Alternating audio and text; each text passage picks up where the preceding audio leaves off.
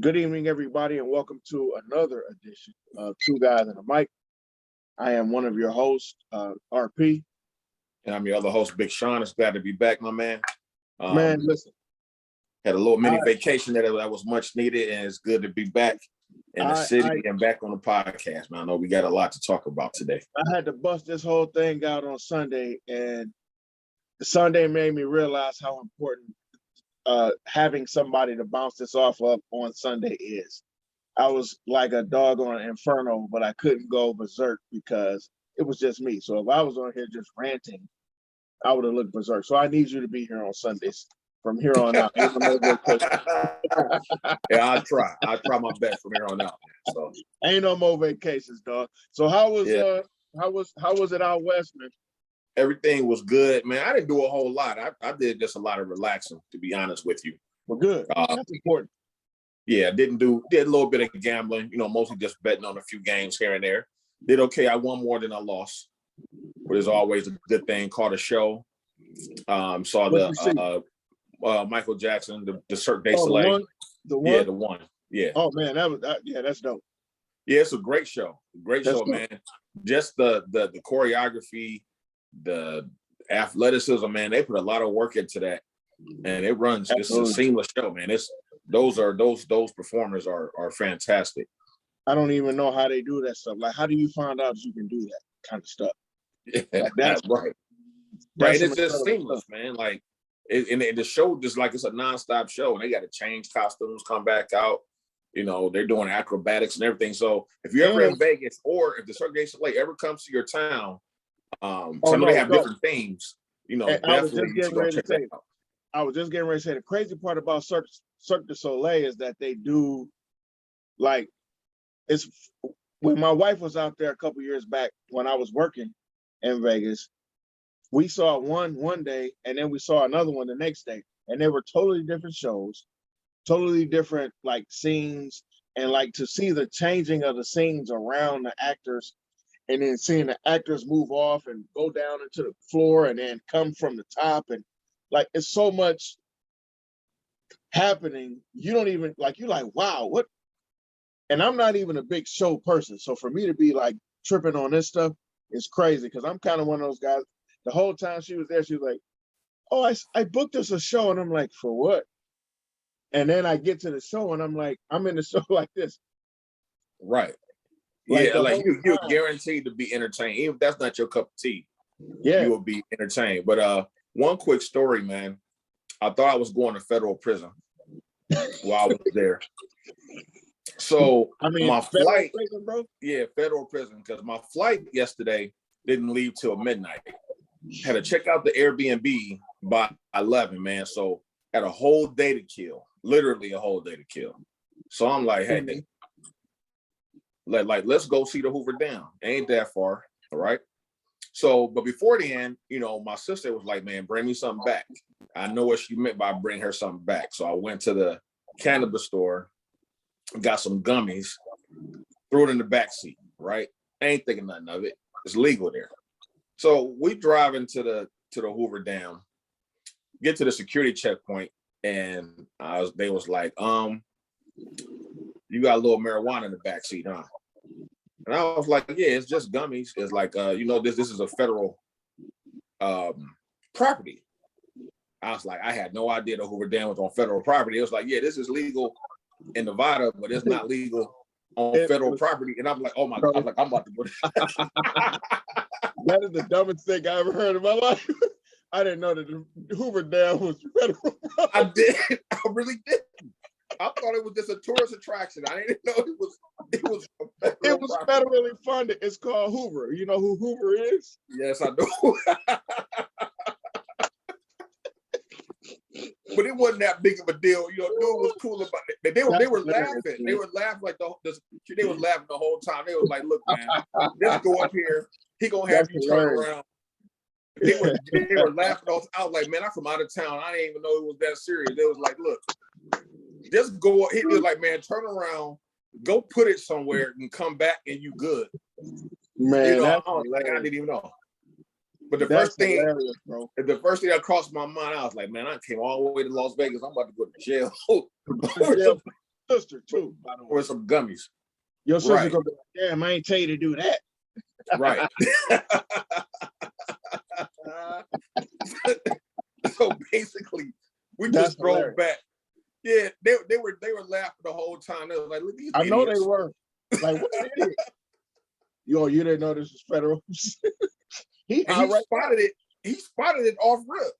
Of course, it's sitting in you could toss it in the back seat. But it's in a concealed back. It's like in a inconspicuous bag. They knew what it was. They was like, yeah, man, you know what?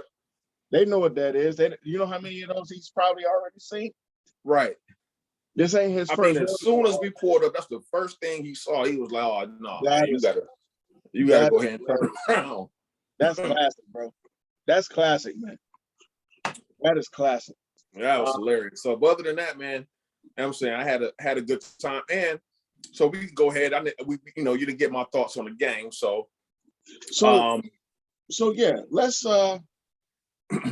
on this opening night of the NBA. That's why I got my Cavs shirt on today, just kind of supporting. The start of a new season. Go Cavs. The Cavs didn't change their names, did they? They still the Cavs. No, they're still the Cavaliers. Ain't no Cavaliers upset. They're called the Cavaliers. We good. They should change their name though. They should change it to the sorry ass Cavaliers. The Cleveland sorry ass Cavaliers. That should be their new name going forward. That is a subject for for a whole nother show. Right. Apparently, look, also real quick. Apparently, Colin Sexton thinks that he's worth $100 million and the Cavs don't. That's a problem, and he's probably not going to be signed by us. That's what I'm thinking. And good. And that's another story, but I'm glad. Man, I went to Cavs.com today, and this is one of the most trash rosters I've ever seen in my life. It makes no sense. There's no athleticism. It's just a bunch of guys literally just thrown together. I mean, it's I had a debate with a couple of people on Facebook the other day, and they were like, well, we need some direction. Bickerstaff may not be the guy. And I'm like, Pat Riley couldn't coach this team to the playoffs. That's how bad that roster is. I was like, you can't expect it because they're, once again, you know how we do in Cleveland, we overvalue our mediocre talent. They're like, man, we got Sexton, we got Garland, we got Mobley. And I'm like, man, listen, I like Mobley. I think Mobley's going to be nice. But we have, at this point, we have 3 7-footers on the team, or 3 almost 7-footers on the team, not even including Kevin Love, who's 6'10". Right. So we got Evan. Evan is not quite a 7-footer, but he's a big guy. He's like 6'10". Yeah, it's a big right? 6'10". We have Jared Allen, and then we also have Taco Fall now that they just signed to a contract. So I don't see how any of that makes any sense. I'm not Kobe Altman. I've never put together an NBA roster. However, I tend to think that I might do as good as this. And it's not all his fault. It's not. Some of it he was just unlucky as far as draft placement and whatnot. And I like Evan Mobley. I think he's going to be a good player. The problem is NBA teams don't run offenses through the big man anymore. Well, I'm fine. Again, I'm fine with Evan Mobley being on the team because you still need a big guy and you still need an athletic, mobile, big guy. You got to have that. My problem is Kobe was there when he drafted and signed the 6'2" and under champions of the league.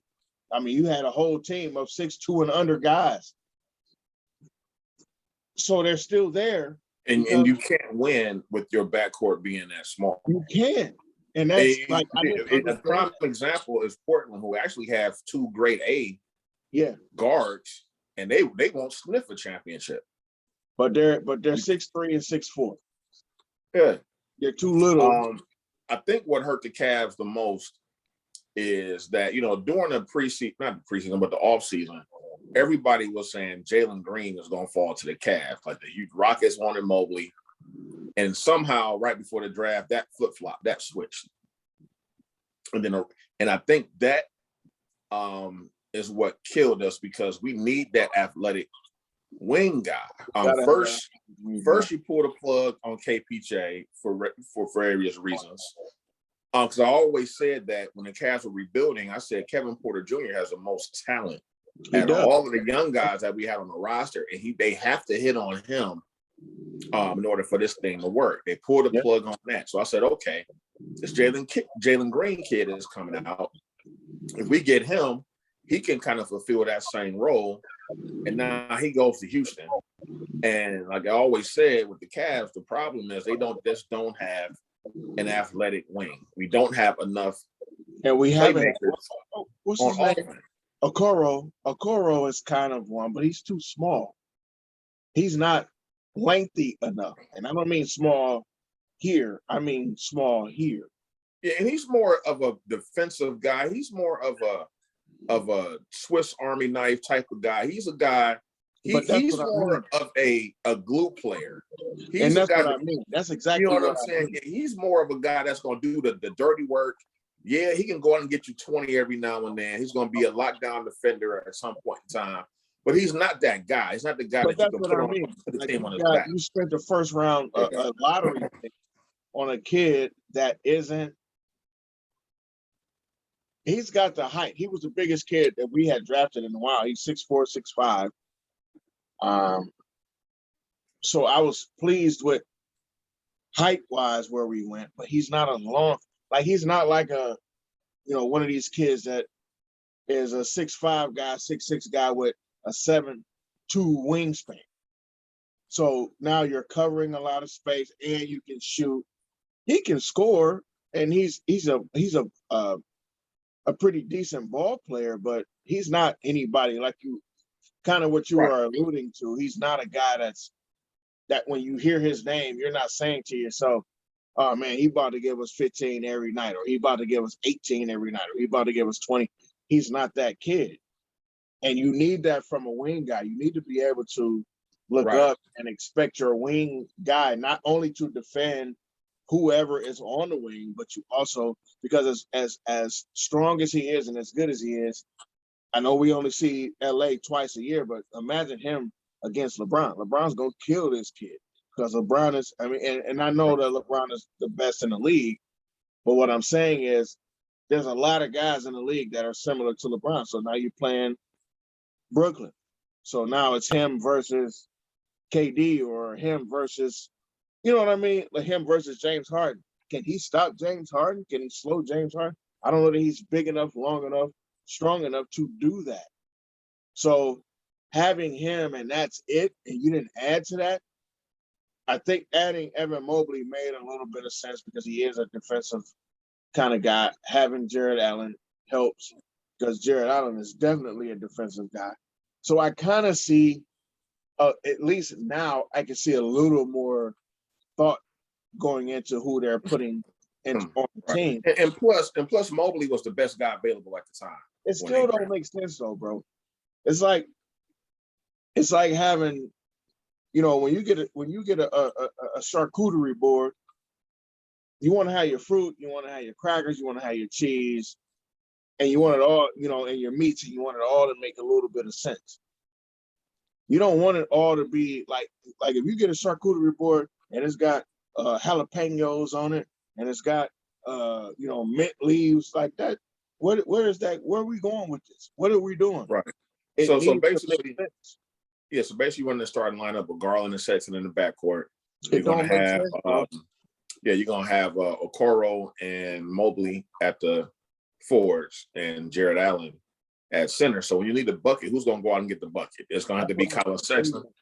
You know what I'm saying? But that's the only one. Garland does his thing. But what I'm saying is your two main guys are barely 6 feet, and those are the guys you're relying on in the crunch time all the time. There's nobody else besides those two guys who you trust to go get a shot. And now the better of the two of them, and that's the issue right there. And the better of the two of them didn't get his contract. So what do you think he's going to do when it gets down to crunch time? He's taking that shot.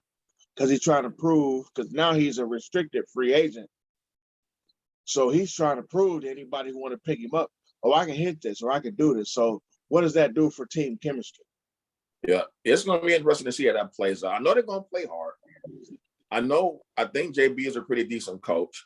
It's just that when you get, and probably in the first half of the season where a lot of teams are half-ass playing, the Cavs will probably knock off a couple of decent teams to give us a false sense of how good they are. You know what I'm saying? No, and then in the second half of the season, when teams start playing hard again, it's all going to fall apart. Yeah, I agree, because that's, it's later in the season, once the season gets boring to the guys. I'll say the first 15 to 25 games are exciting because the season has started.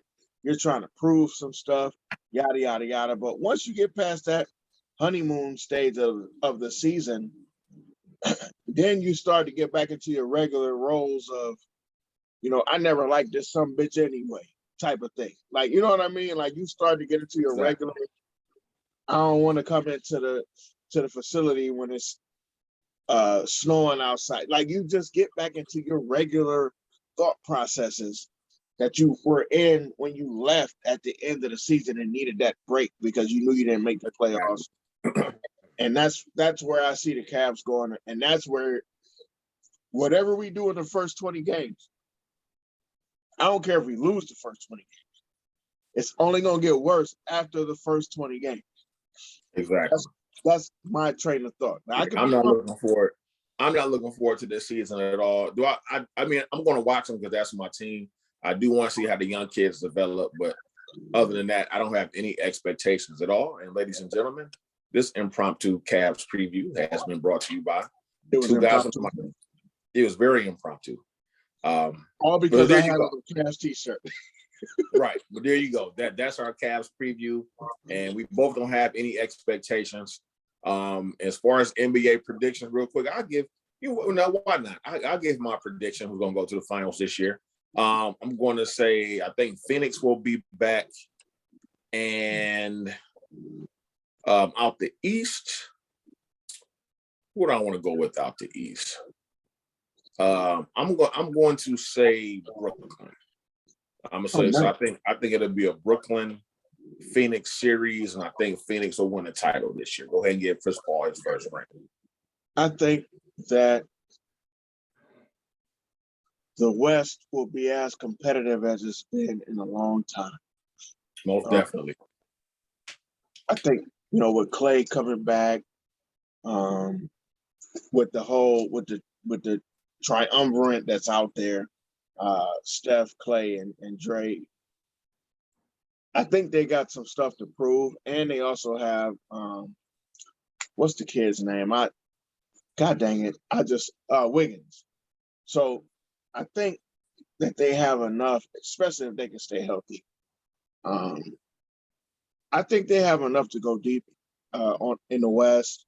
Of course, LA has a lot to go deep in the West, so I expect the West to be as packed towards the playoffs and at the end of the playoffs as you've ever seen. But I do believe that Phoenix will make it back. I think Phoenix will win, but I actually think that Phoenix versus Milwaukee is what's going to happen because I don't really see anybody in the East.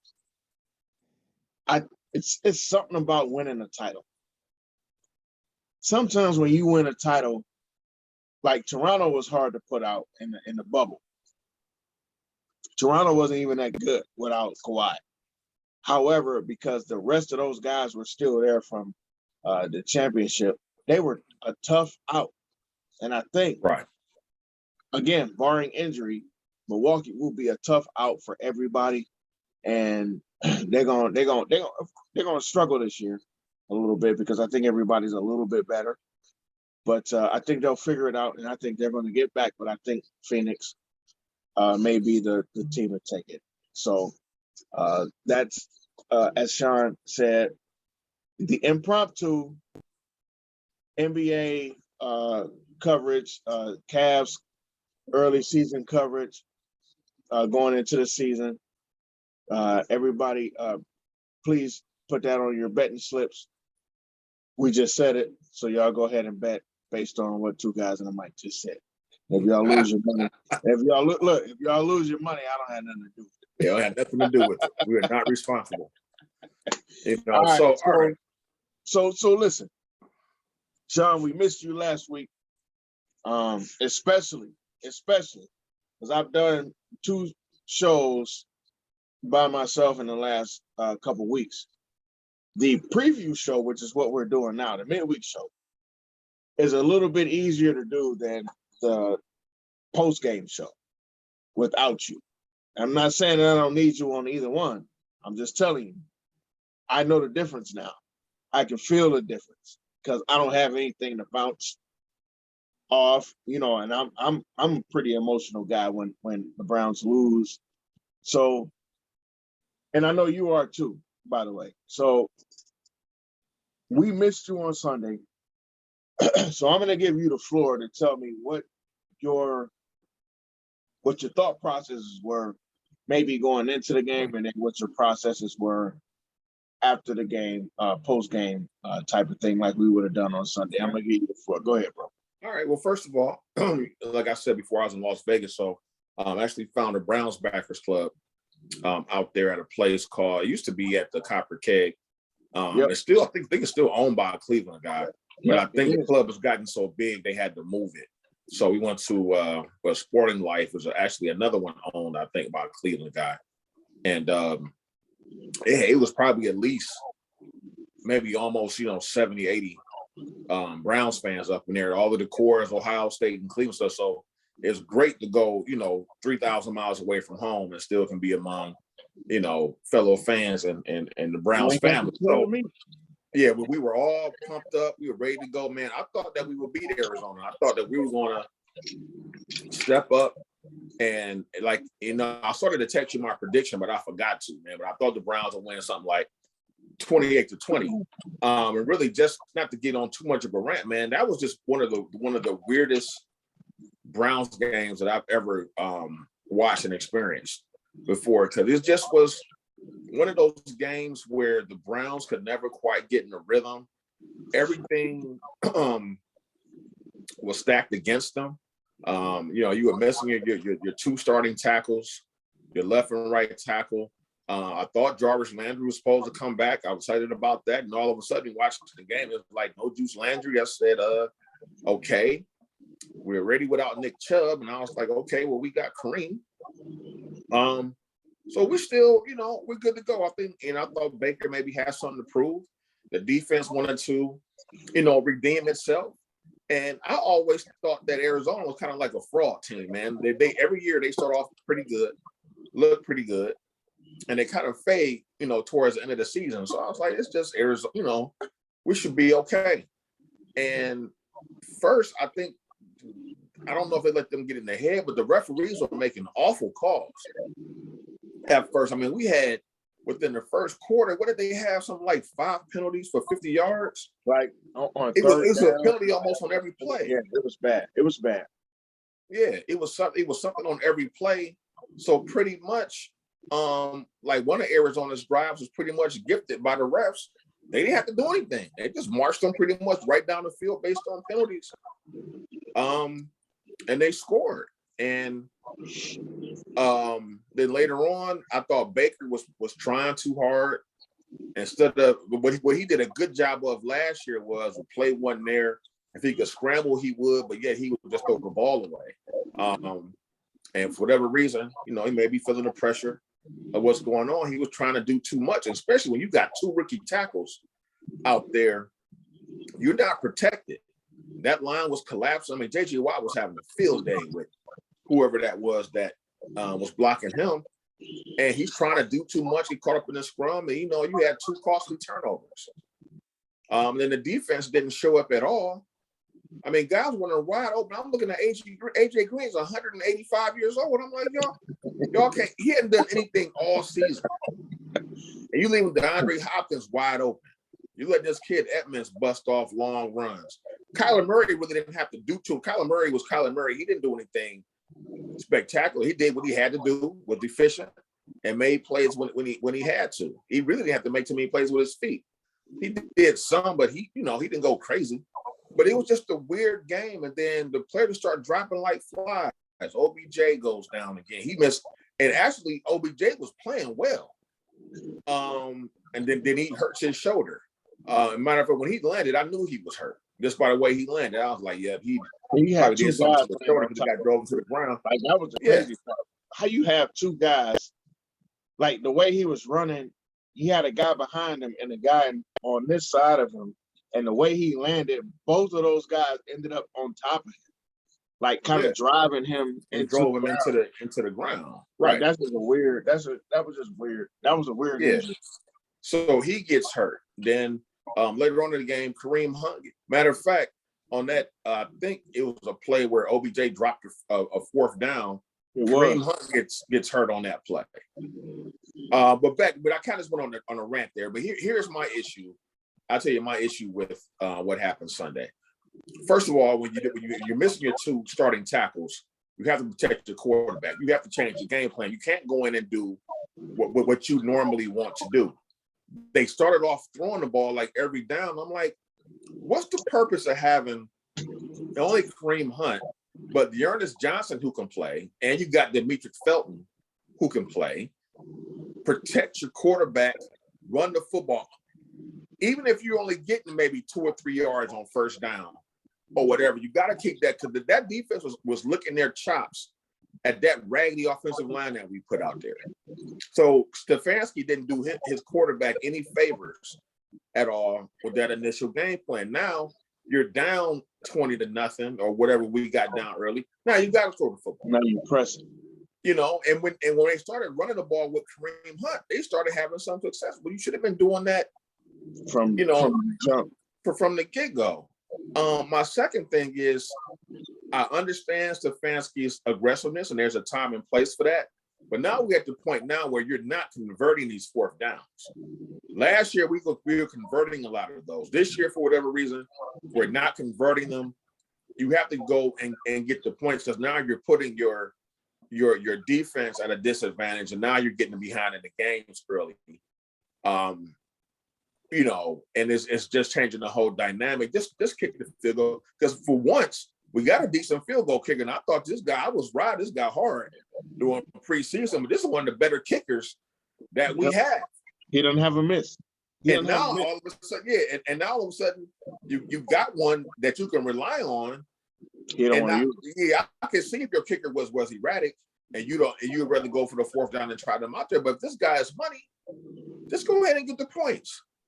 The defense wasn't aggressive really at all. I mean, we had moments, you know, but it just wasn't.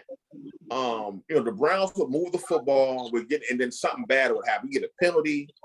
You know, we had the turnovers, stuff like that. It was just a very weird. It was a weird, eerie type of game.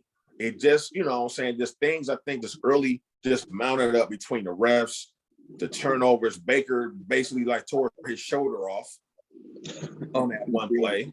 He did. He literally. I thought his arms gonna snap off. So now you're dealing with. So now you're. We lost JOK too. We lost him.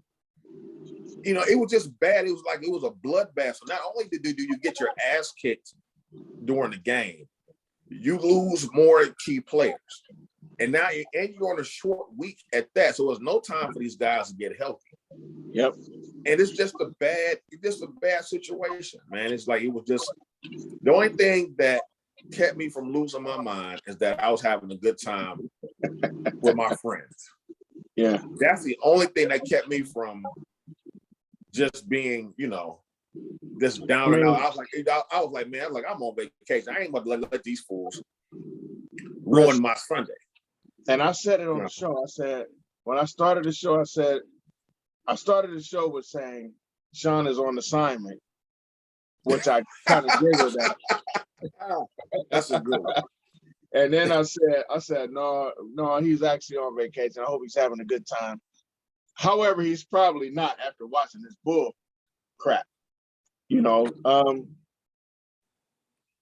And I agree. I think I agree almost 100% with everything that you said. I mentioned at least, if I didn't mention everything that you mentioned, I pretty much mentioned everything that you mentioned, like as my issues for what we saw, what we thought going in. I actually thought the Browns would lose this game. Okay. And I'm gonna tell you why, because you weren't around to hear this. I thought the Browns would lose this game, not because we're worse than the Cardinals. I actually think we're better than the Cardinals, especially if you're looking at 100% versus 100%. But we weren't 100%. I actually thought that Kevin Stefanski would try to outthink this team because they didn't have their head coach. And that's what happened. I think Kevin Stefanski got outcoached by assistants. Yeah. But this would be the first time that Kevin Stefanski has gotten outcoached. And I'll go into more of that as we get into whatever needs to happen this week. But that was my thought process. I thought that the Browns would lose. We don't do in the defense too. I don't think we do well with uber mobile quarterbacks. So Lamar, and this kid, Kyler Murray is one of those uber mobile quarterbacks. The crazier part is, to your point, this dude didn't even run like that. He didn't even do all of that. We actually gave up more yards to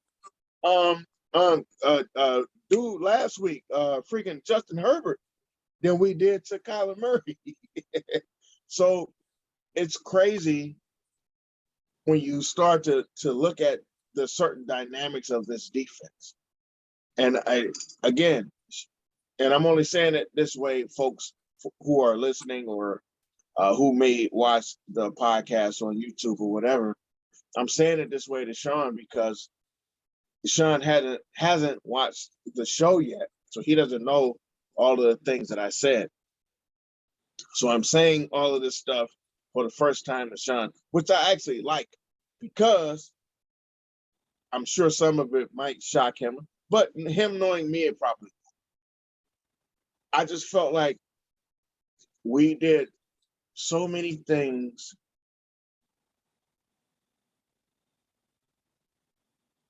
not well enough, regardless of whether I thought we were going to win this game or not.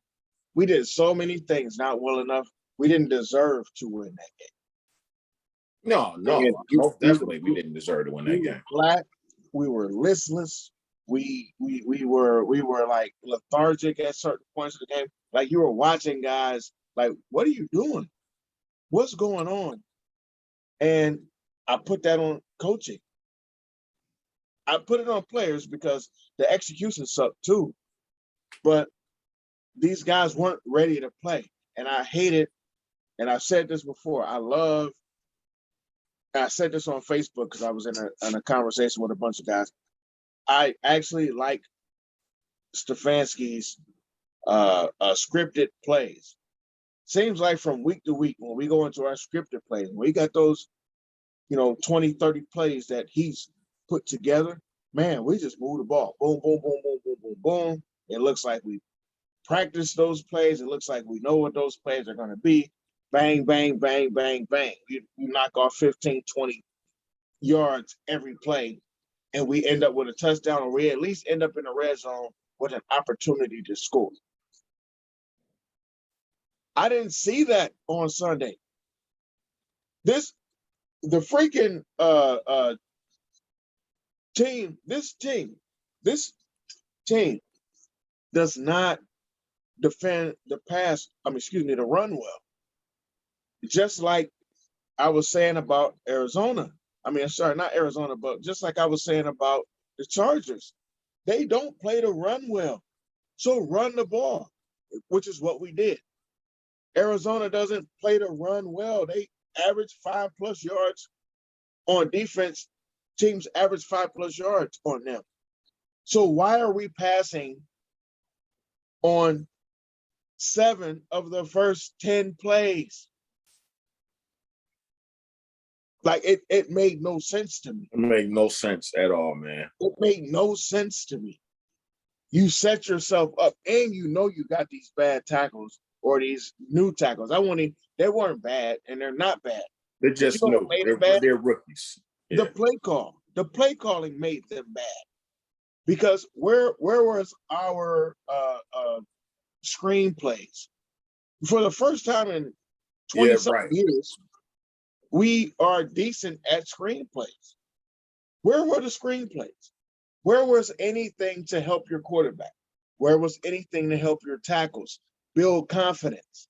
And that's what I was saying about the field goals too, bro. Sometimes those field goals build confidence. We got some points. We're still in the game.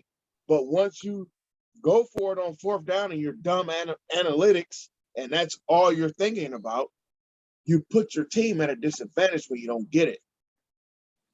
So I was not super happy coming out. It's almost like, to me, Stefanski got a little stubborn. Like, we're not in the ideal situation, but I'm still going to try to do X, Y, and Z. Maybe almost, like you said, overthinking, maybe trying to outsmart the other coach, because I'm sure Arizona probably came in, like the Browns all had their 2 starting tackles.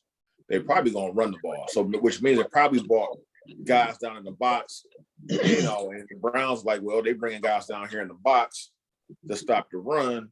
We're going to throw the football. Well, they just used common sense. Arizona used common sense, and we thought we can outthink them. Right. Now, the question is, how do we even field a football team on Thursday? Because I would assume, I'm going to assume that OBJ is not going to play. Well, I tell you what, why don't we just move into Thursday? Because this is the midweek show, and this is what we do in our midweek show. We talk about what could potentially happen going forward. So let's get into the Thursday game. So I'm going to say this real quick, and then I'm going to get into my picks. Or do you want to go first? I'm going to let you go first. All right. Okay. My thinking is we ain't had no Sean. Or do you want me to go? You tell me. I can go. Yeah, because see, we haven't had Sean in a minute, so I want to make sure that we're not overly Ron-centric. Because I don't want y'all to be tired of me, because I can just keep going. Right, you like a long-winded pastor. You like one of those pastors that say, I'm closing. Yeah, and like he's going to preach for another 2 hours. I'm gonna let you go, but before I let you go, no, but real quick, Denver's coming in. I forgot what Denver's record is. I think they're like 3-3 too. Something like that. I think they're 3-3. I didn't check, but I didn't check either. I should have, but I did. It's another team that we historically don't play well against, and we had a bunch of those this season. Teams we don't play well against, and like, we're going in extremely beat up. I don't think OBJ will play. I just have a feeling that he won't. Baker's going to thug it out. So Baker should play good then, right? In theory. Yeah, in theory, based on what everybody else is saying. Baker's going to thug it out. And now you're starting Dearness Johnson. You're going to have Demetric Felton in the backfield. So, and you're still missing Stefanski did not rule out Jedrick Wills and Conklin. We don't know about that yet, but short week, who knows? And Chubb is out. So you're missing Chubb. You're missing Hunt. He didn't comment on Landry. JLK is out, and it's saying that what's his name? Spit it out, Sean. The cornerback, 21. Newsom. Ward. Yeah, Ward. Denzel Ward. I don't know why I couldn't think of his name. But so you're coming in beat up. So here's the thing. Like, how do you win this football game? Like, what do you do in that situation? Because some people are going to look at it, well, it's just Denver. You should be able to beat Denver. And I was like, man, that's a professional football team over there, and you're coming in here handicapped. It's not going, just because it's Denver and they're mediocre or average football team. Like we're an average, where we're playing right now, we're an average football team. So to you, Ron, like, what do we do to win this football game? Because this is a must win. You have to win this football game. Oh, we really do. I don't disagree with that. But here's my argument with that actual statement. I think every game is a goddamn must win. I don't think that you go into any game with the, we might win, we may not win. And I said this on Sunday. I feel like the Browns went into Sunday's game. Like, I feel like we don't go into games feeling like we belong there. We still have against certain teams. Browns mentality. Yeah. Like, I think we feel like, well, we should be okay. And it's almost like that Freddie Kitchens, if you don't have on orange and brown, we don't pay you any attention type of thing. That's just talk. Right. But you got to show up. Like, you got to go play. Like, we have injuries. We do. We got a crap ton of injuries. But I'm not making no more excuses for these guys no more. I'm not either. I said that at the end of the show last week. I'm not making excuses for Baker Mayfield no more. The Baker Mayfield that I see today, he's not Justin Herbert. He's not Josh Allen. He's not Joe Burrow. He ain't even close to those kids. These guys get better and better and better as they go. Baker gets better and better, and then he gets worse and worse, and then he goes better and then worse, and then better, better, worse, worse, worse. Like, he's all over the place. Some of it isn't necessarily his fault. Some of it is. However, I think our expectations of him are lofty. I think our expectations of Kevin Stefanski is lofty. I think our expectations of Joe Woods is lofty. So I'm going to lower, as they said on SNL, lower expectations. I'm just going to lower my expectations of these guys. And maybe that'll help me not be so frustrated with them. I don't hate Baker. I don't hate Stefanski. Why do I mess this dude's name up every fourth time that I say it? I don't hate Kevin Stefanski. Joe Woods can get the hell out of here whenever the hell he chooses to. Because this defense stinks. And to have this pool of guys that are decent to really good, still not be able to communicate well, still not understand where they need to be. I don't believe that John Johnson came over here from calling plays from the second-rated defense in the NFL and now can't play football. Right, exactly. I don't think that Grant Delpit can't play football. I don't think that Ronnie Harrison can't play football. What I think is that this scheme is not perfect for what we need to do. And I don't know if this scheme is going to make it happen, bro. Right. And for one thing, it's night and day between when you're getting decent pressure on the quarterback with the front four and bring maybe a blitzer and giving those guys, like Kyler Murray had like all day to throw. And you give anybody, like Justin Herbert had all day to throw. Like if you give these guys, there's no adjustments, bro. Yeah, they're not those guys that much time to set up in the pocket. Eventually, somebody's going to get open. They're not making it. Go ahead, bro. I'm sorry. No, I'm just saying that's just how today's NFL is. Well, this is not NFL. This is how football is.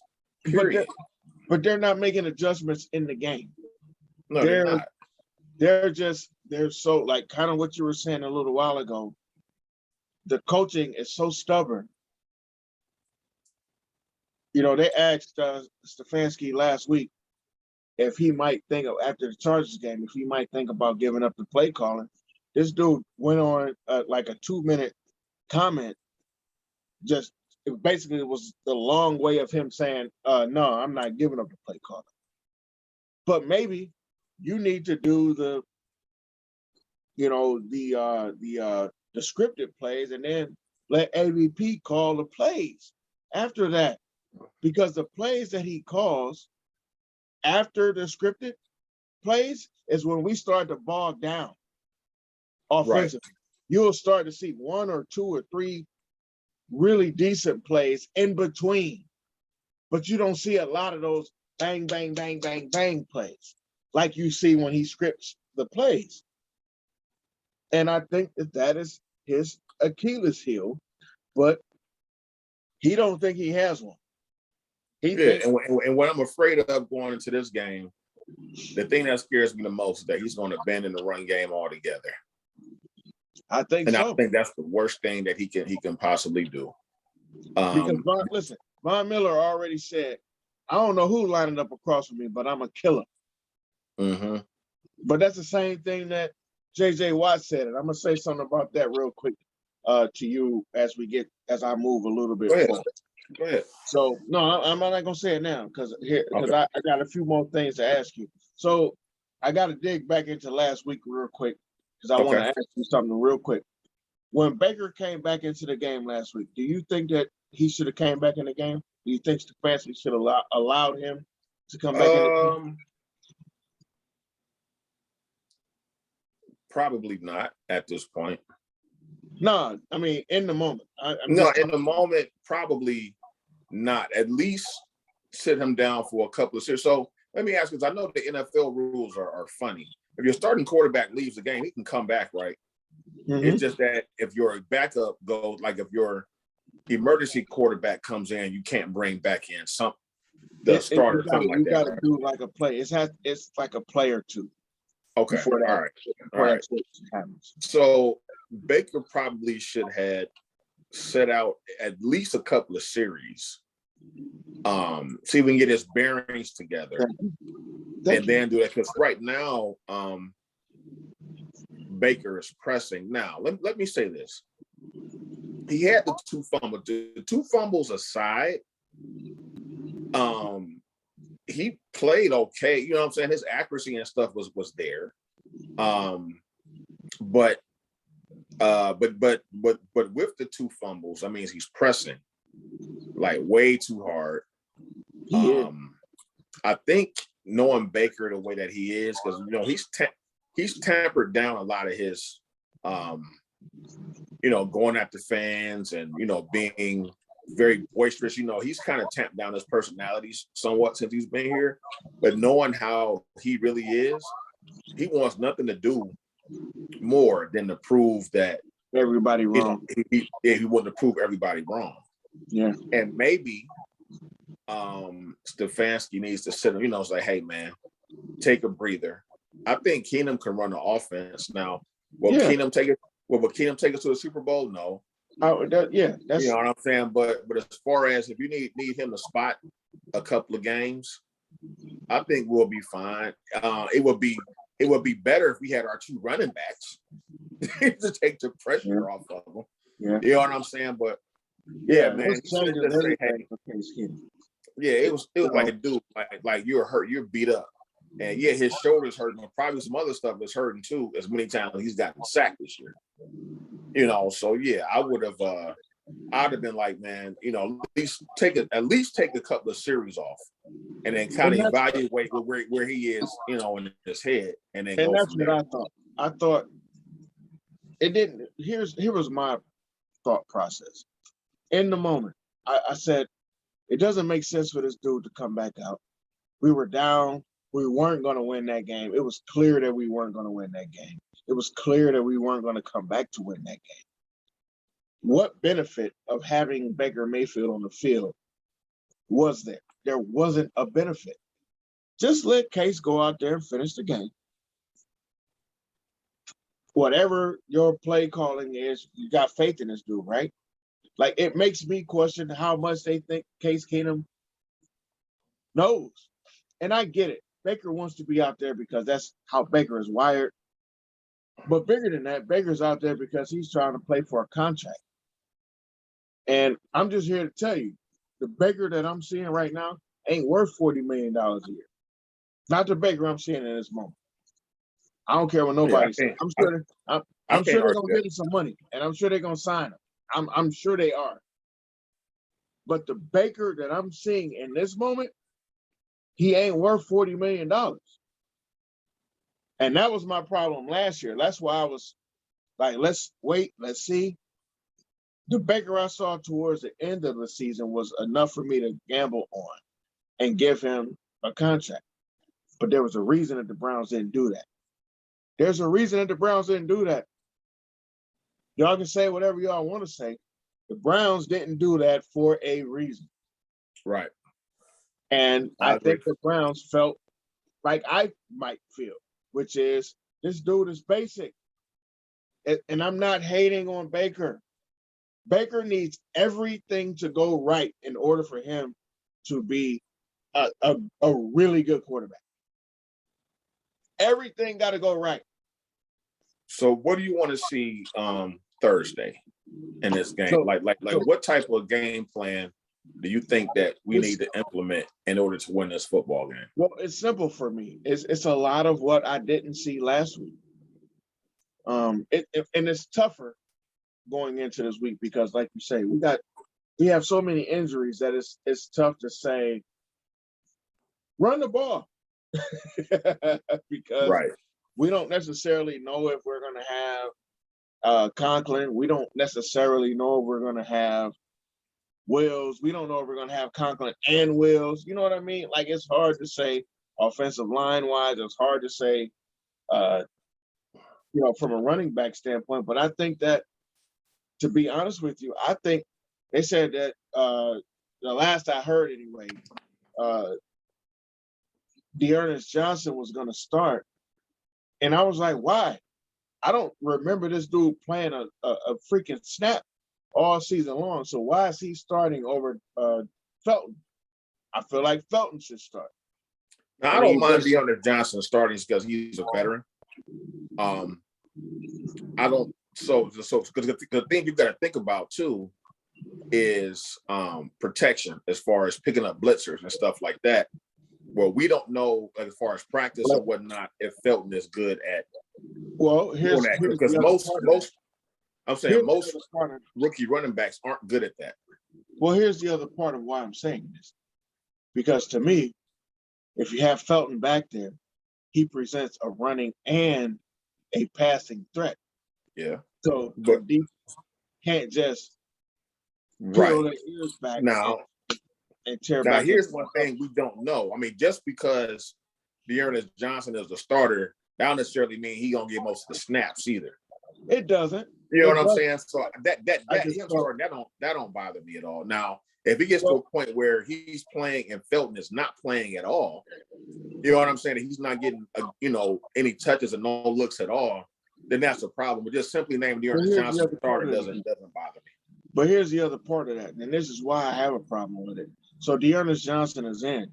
So in my mind, as a defender, when's the last time I saw Dearness Johnson catch a pass? If he's in the game, he's either blocking or he's running. So I'm playing different. He doesn't present a challenge to me. And we all know that, and I like Dearness, but I'm just saying, from the problem I had last week is the same problem I got going forward. I need to see Kevin Stefanski be creative offensively, and I need him to do some things. I just want him to be smart. Well, I mean, hell, being smart, being creative, I'm fine with all of that. Yeah. But you got to do something different than what you normally do. You can't put your team in the same position regardless who's out there. Right. Nobody does that. That's just, man, here's another thing I want him to do. Look at your team. So when you finally determine who's playing and who's not playing, right? Look at your team and just say, hey, we ain't got X, Y, and Z. What do the guys I do run out there? What are they the best at? What do these guys do? What can I scheme to utilize to get the most out of the bunch I have out there? And play like that. Don't say, don't say, all right, even though I got these guys, I'm missing something else, I'm still going to make them do things that they're not capable of doing from a football standpoint. That's the worst thing that he can do. So for the first time all year, I'm going to be really looking at this game, you know, I'm a fan, but I tend to always watch the game as just a fan, even though we do this podcast. But I want to look at it, this game, more so from an analytical standpoint. When I'm analyzing, I was like, okay, I'm looking at how guys are lining up. I'm looking at who's what personnel packages are on the field. I'm trying to see what his thought process is really going into this game, because now the reason why I said it's a must game, because now you're 3-3. I mean, you can't, with Baltimore playing as well as they are, and Cincinnati they've basically beaten all the bad teams they've played and lost to the good ones. I still don't think they're that good yet, but hell, they're 4-2 and they're above us. So that's all that matters. You can't go down 3-4, and it's a conference game. It's another conference game at that. We've lost 2 conference games already. All right, so now your window, yeah, you got more games this year, but you can't lose this game to Denver. And this is no knock on, because one thing, I don't even know what Denver does well. I haven't seen them play all year. I don't even know what they do well and what they don't do well. I just know that they're kind of average, middle of the road too. Listen, the truth is, I don't care what Denver does. I really don't care, because this is a game that if the Browns lose, it's because the Browns lost it. It ain't because what Denver did. Right. It's gonna boil down to Kevin Stefanski. It's gonna boil down to AVP, Alex Van Pelt.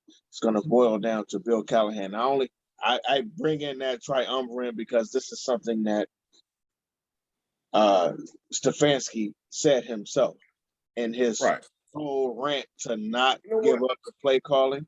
Right. I'm gonna tell you something else too, Ron. I don't know because it's because of our history or what.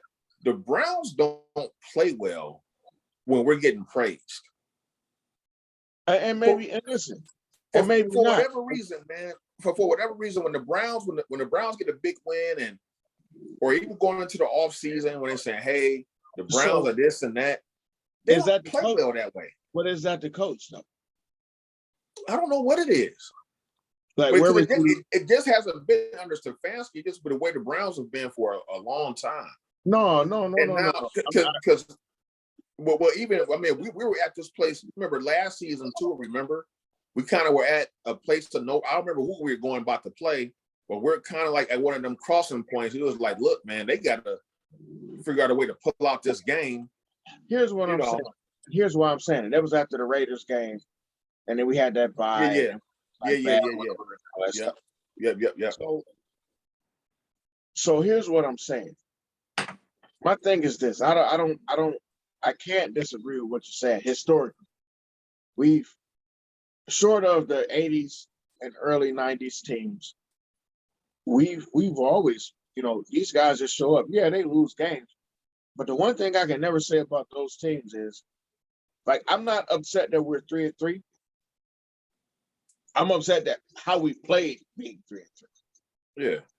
But you think, real quick, do you think this is a team that tends to buy into its own hype and think that they're better than what they are, and it takes them to get humbled to get it together? I'm going to say this. It's hard for me to say.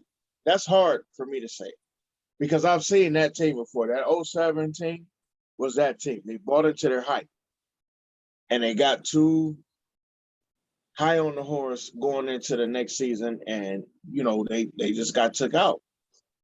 And they didn't have the right structure. They didn't have the right framework. They just weren't coached well enough. There wasn't a lot of discipline as it should have been. And let's be completely and totally honest. If you take that team and look at this team, talent-wise, this team is off the freaking charts versus that team. This team has no excuses. And I'm not making any excuses no more. I'm not, we're hurt. Everybody's hurt. The Ravens lost Sam Morris and J.K. Dobbins. However, they still got running backs. They don't even have the wide receiving core that we have. However, this dude threw for 400 yards in a Monday night game for no goddamn reason. And they're 4-1. They're still winning, and they don't care who they play. They showed up. They beat the shit out of a team that we were up 27-13 against. So when I hear goofballs on the radio talking about OBJ isn't an elite player because he dropped that fourth down and 3 against the Chargers, and that could have been the touchdown. We were in red zone. That was going to guarantee that we were going to score. And that was the difference in the game. Man, we went up 27-13. After that drop wasn't the difference in the game. Right. The difference in the game is how the game was coached, what calls were played, and how that ridiculous defense decided they were just going to keep giving up big chunk plays. And we continue to do it against this team. So this defense cannot give up those chunk plays. You don't even have the players to have to give up the chunk plays to. I do not care about what players Denver has. I couldn't care less who plays for the Denver Broncos. I do not care who plays for Denver. Outside of Von Miller, and even Von Miller ain't Von Miller from, 7-8 years ago when he was an absolute monster. Outside of that cat, there ain't nobody on that field that's better than anybody on the Browns, even with all of those injuries. This is a game that we can win if the coach is good enough to make it happen. The coach has to get out of his own way. Baker, if you're hurt, I need you to sit your ass down. Honestly, if I was the coach, Baker would be playing tomorrow, or Thursday rather. I wouldn't play Baker. For what? Sit your ass down. I'm going to let Case Keenum play. I need you to rest up for 10 days and get you all the way ready for Pittsburgh, because now we're starting into the division. Is that game against Pittsburgh? That's at home, right? I believe so. Okay. So yes, I think we have 3 home games in a row. So but that's a tough enough game just because of the name itself. I need you ready for that game. I don't need you half hurt for that. Right. And this is something I was trying to tell people in preseason. Some people, they were like, man, Baltimore, they lost all these running backs. Ben Roethlisberger is looking bad and old and stuff. And we guarantee the division, and we gonna do this and we gonna do that. I was like, man, listen. Coaching. First of all, right. Coaching and organization. Well, and this is not to say the Browns organization is, or structural wise, is fine. No, I don't have a problem with. I don't have a problem with that where we are there, but that's coaching. But to say that like nothing in the NFL is automatic at all. Baltimore and Pittsburgh always find a way to hang around. As bad as Pittsburgh has played, they're 3-3, the same record we got. You know what? Baltimore out there running with no name running backs and doing whatever, and they're finding ways to win football. It's 2 reasons. 2 reasons. For Baltimore, it's coaching, and their quarterback is a doggone superstar. And they do what's necessary for him to be a superstar. Right. No matter what Harbaugh's thought process is, he understands this is the guy that I have, and I need to do something for him. Pittsburgh is well coached as well. I'm not even talking about the front office of any team, even our team, because I think we got a solid front office the way we're run right now. Mm-hmm. It's coaching. Your coach. These guys will run through a wall for Tomlin. I don't know that these guys will run through a wall for Stefanski, and they haven't proven it yet. Yeah, but it's just like you said, man. He needs to get out of his own way. That's all it is. Get out of his own way. Get out your own way, man. Like, I want them to just keep it simple. Just scale it back. Do simple stuff. Take advantage of what we have. We got 3 pretty good tight ends. and your quarterback is struggling. Use the tight ends a little bit more, and like we did with Njoku, and sometimes Hooper. That tends to be his safety nets out there sometimes.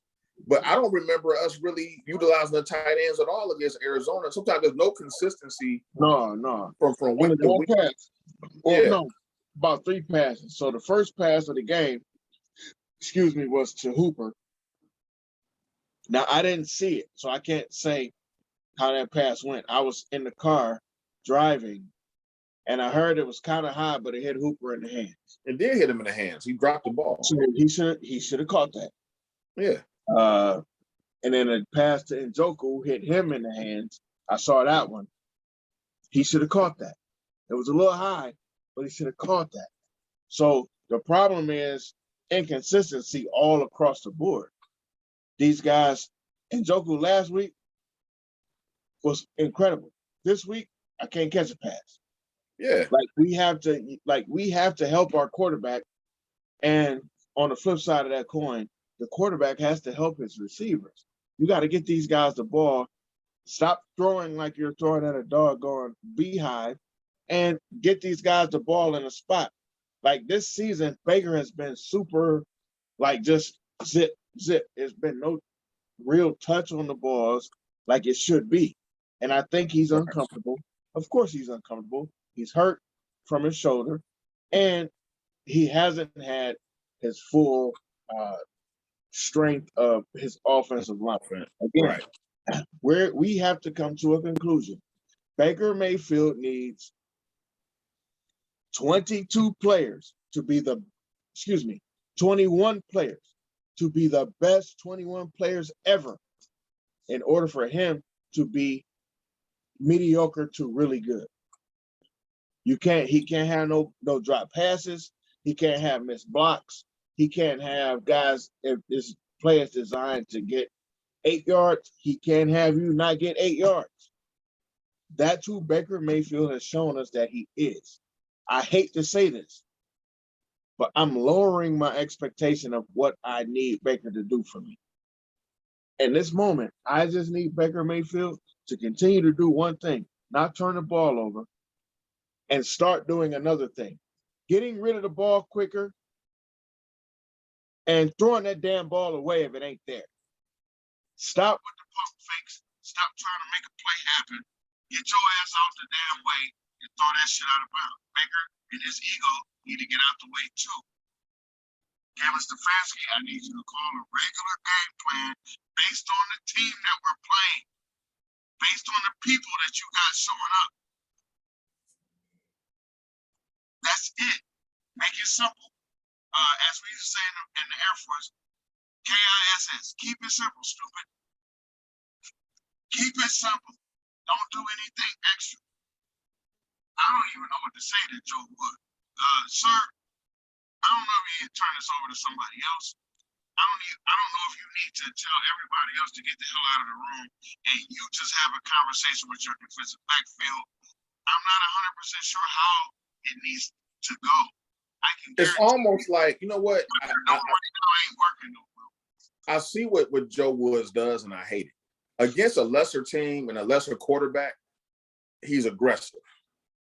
When you go up against a more elite offense, he gets scared and starts playing that soft coverage shit, which I can't stand. And I don't disagree with that. That's bullshit. But let me tell you something else about Kevin Stefanski. Hey, you know what can help your quarterback? You know what can help your offensive line? Not just the guys pick up the blitzes, but that you chip a guy once or twice or 4 times. Right. You know the way that they do to Myles Garrett. How they just chip him no matter what's happening. Stop with the, oh no, I need all 5 of my receivers to go out into a route. Man, if you don't start to think about football as football actually happens,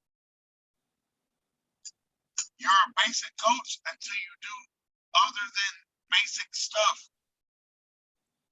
Like sit down and play some Madden once or twice and then have to call the coverage.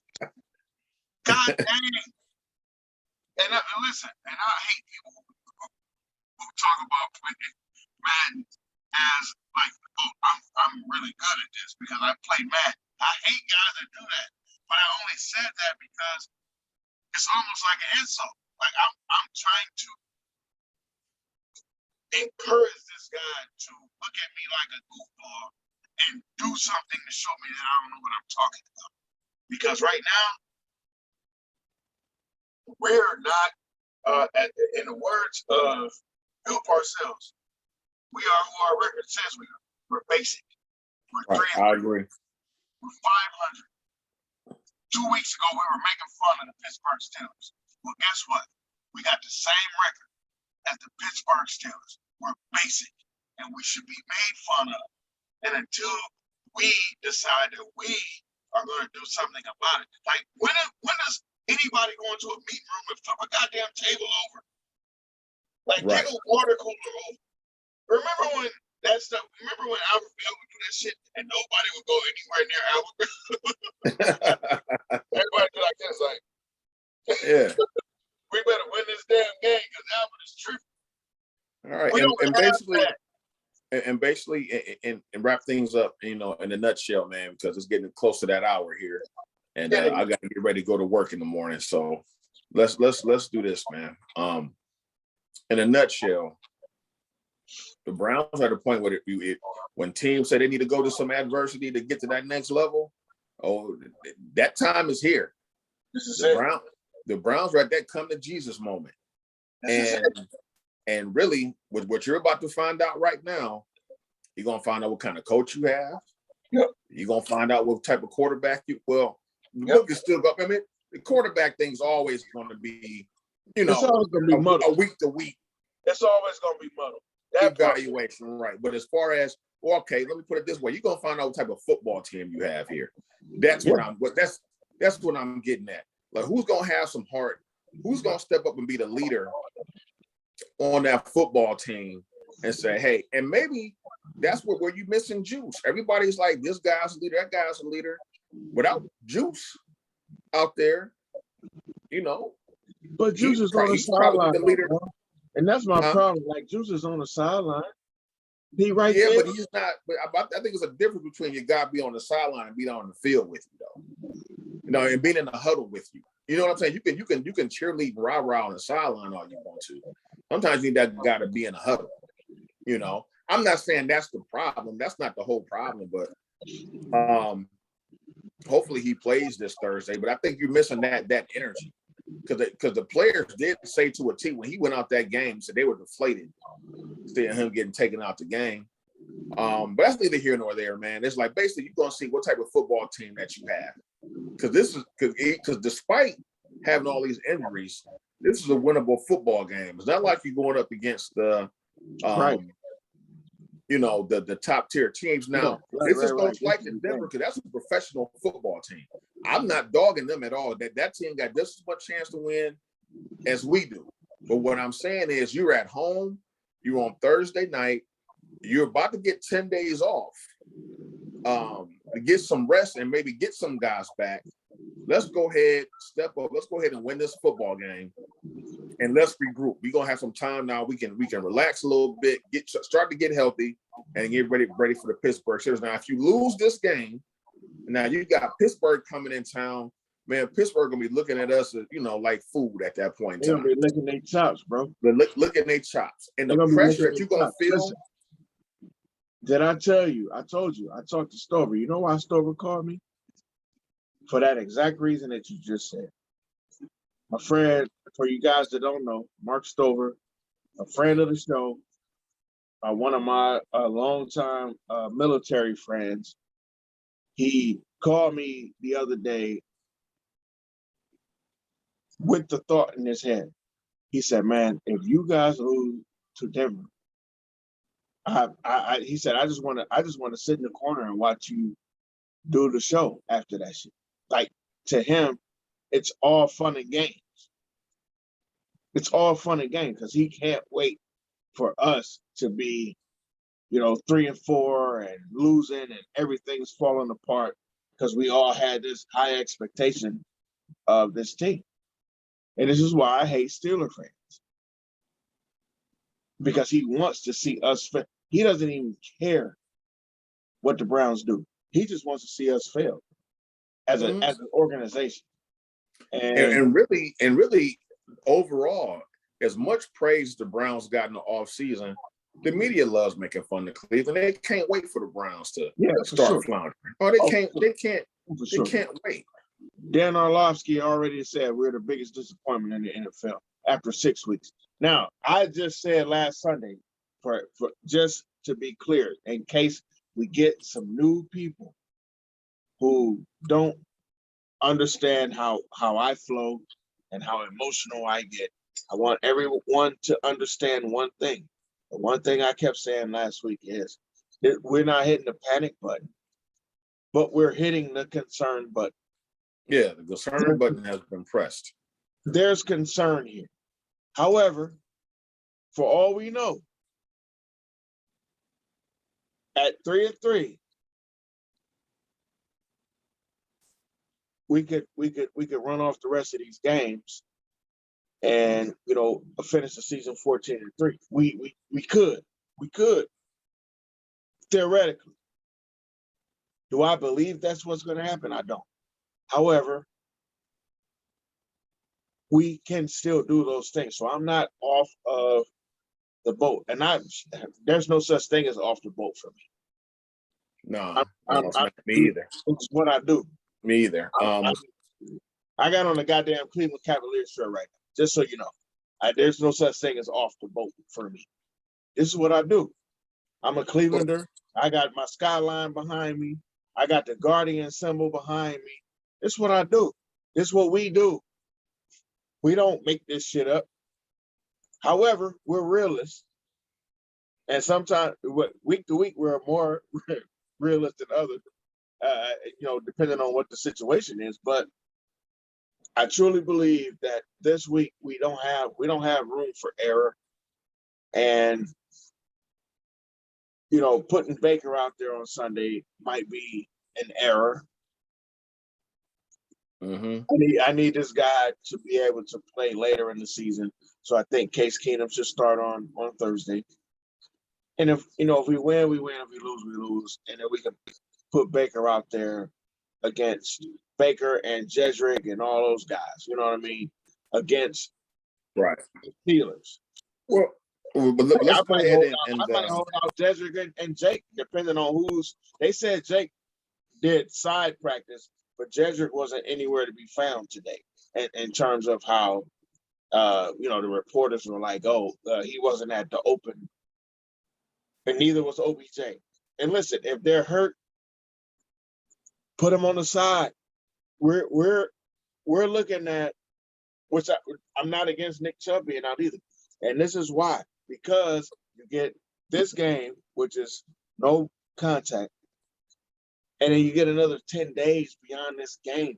So everybody will be closer to healthy. I'm okay with that. I don't want to lose this game. So don't misconstrue what I'm saying. However, if Kevin Stefanski is a good enough coach, no matter who shows up, we should be able to beat this damn team. Because Nick Fangio is getting ready to get fired either today or in another week or two. Right. It's like everything is falling apart for them. So please put some pressure on Teddy Bridgewater.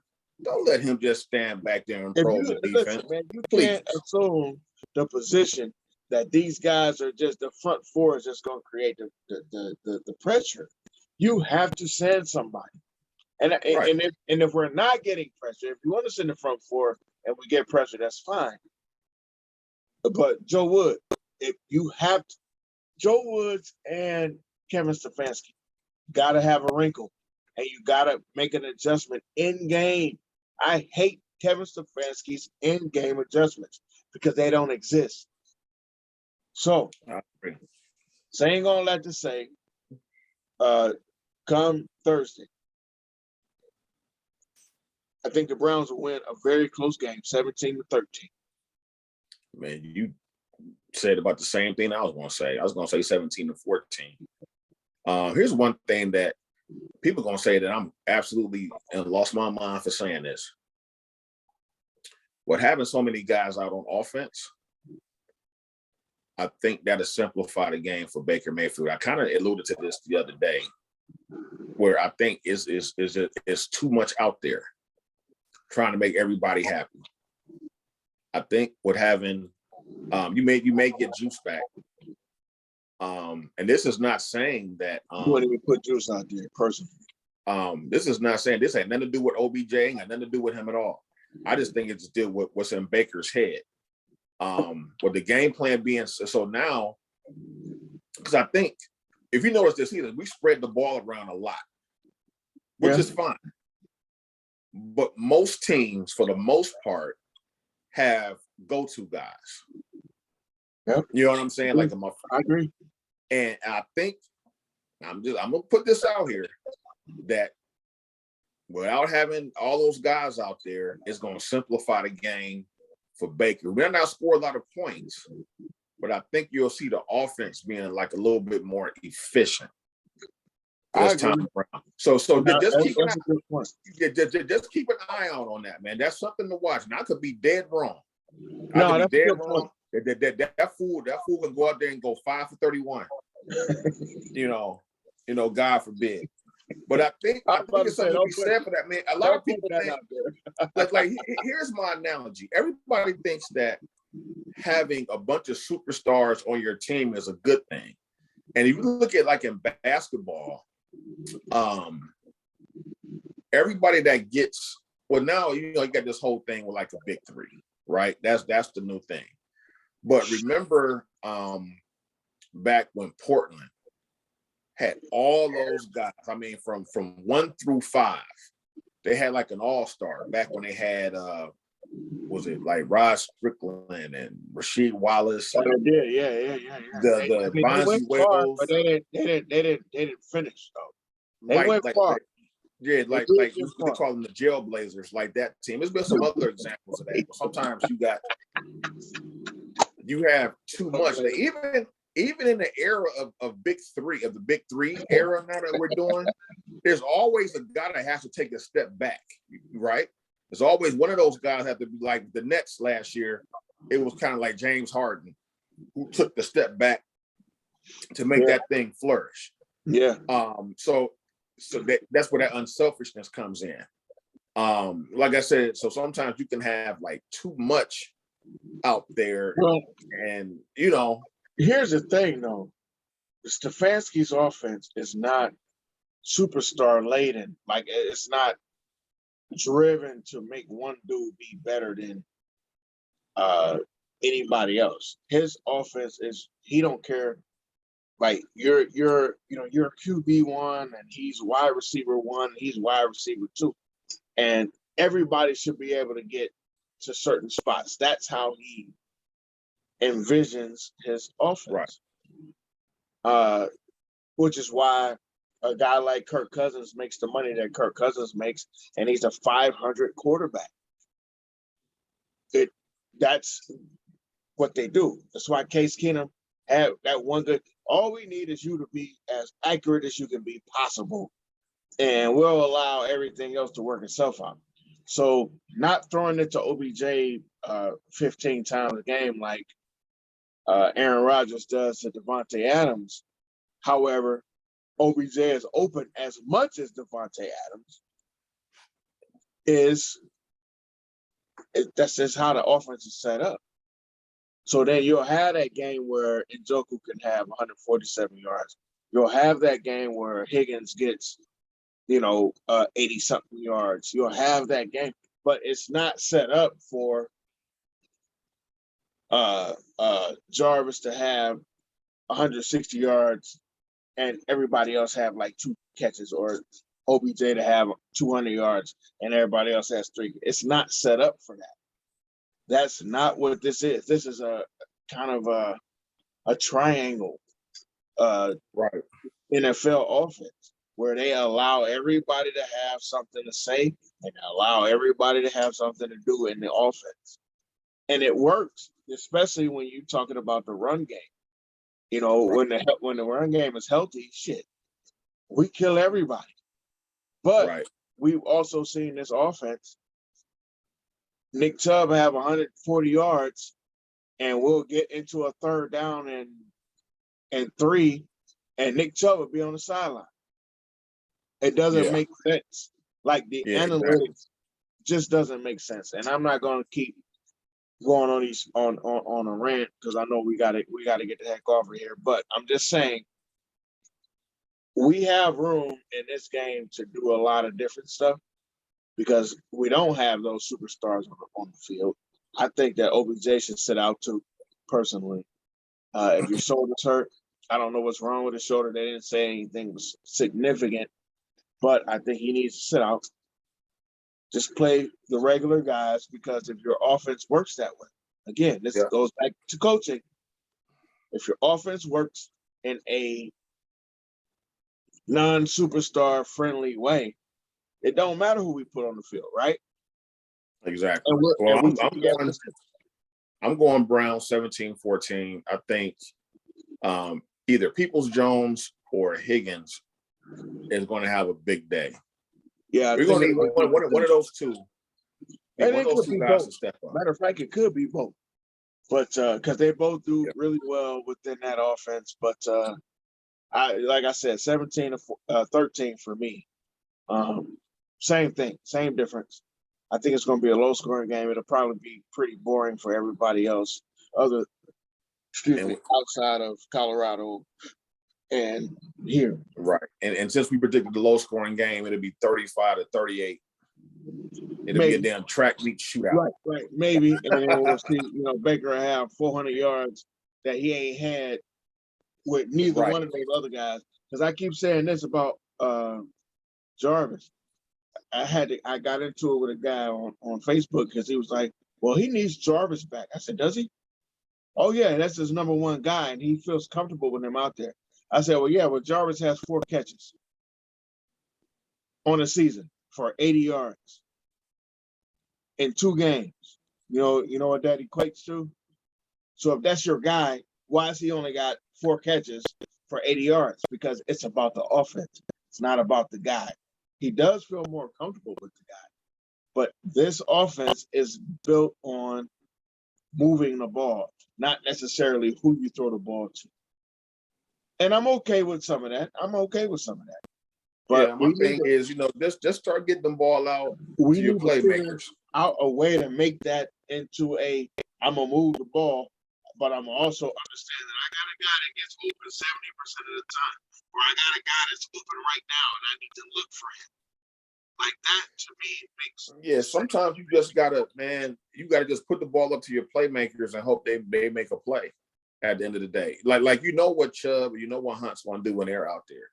But with your receiving core, he's like just waiting for guys to get wide open, and you're never wide open in the NFL. Unless you're, hey, hold on. Sometimes you got to just hit that spot. Hey, hold on. What I was about to say is in the NFL, you're never wide open unless you're DeAndre Hopkins, who was sitting there back in the end zone. That dude made him 2 sandwiches and a pitcher of Kool-Aid back there waiting for the damn football to come. I was like, how do you leave one of the best receivers in the damn NFL wide open? Don't drop passes. Right. Hey, don't nobody cover the clock. How about that? And D-Hop, and then the week before, and down in LA, it was like, what are y'all doing? It was what's his name, Williams. What are you doing? So you leave him wide open. Oh, also, in week 1, it was Tariq.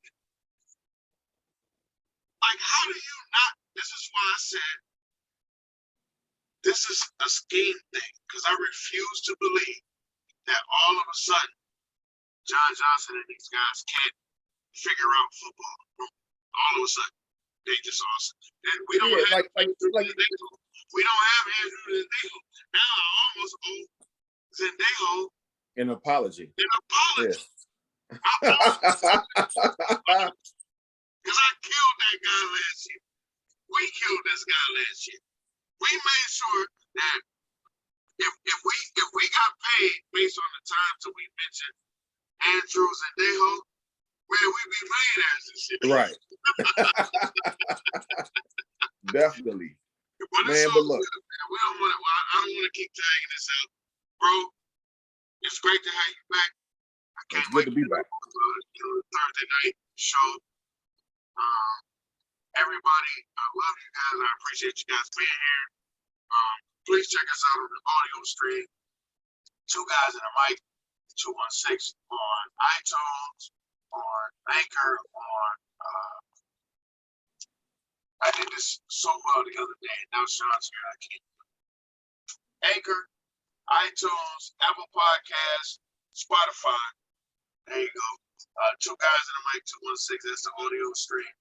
Also, check us out on YouTube with the video stream. Two Guys in a Mic 216. Like and subscribe. You can also comment. We also have our Facebook page and we also have our IG page. Two Guys in a Mic 216. Come check us out. Comment. We will try to comment back. We love the dialogue. We love the breakdowns of the games and whatnot. Give us some love. We'll show you guys love back. Sean, I love having you back. Speaking of having somebody's back. Man, I love being here, man. So I've been missing, the podcast, and missing being on air with you. So it's good to be back. Things are going to start to get back to normal for me, this week. So like I said the last time I was on the show, we're going to start bringing you, more content, more consistent, content. And I'm going to keep my word on that. So other than that, man, I'm going to go ahead and bid you a good night. I got to get ready to go to work in the morning. Hopefully I can go to work and not fall asleep. Well, good luck with that. That's how boring my damn job is, but that's another story in itself. And hopefully, we get back together on Thursday. Hopefully we'll be talking about how the Browns won and not how the Browns lost. So exactly. Because I don't feel like doing like a Thursday. It's gonna be late, man. It's gonna be like midnight, 12:30. And if I gotta come on here and talk about a loss, I'm not gonna be happy. No, it's gonna be. Listen, if we lose that game, it's gonna be up. I'm just gonna say that right now. So y'all get ready for the potential of one of the ugliest podcasts ever. Because I won't be happy and Sean won't be either. It's not gonna be good. So thank you guys. We appreciate you again tuning in on Thursday for our post-game show. And also check us out for this show on all of the audio streams and the video streams that we mentioned. I appreciate you guys. Peace out. Love you, Sean. All right. Love you too, my man. You have a good one. You too, bro.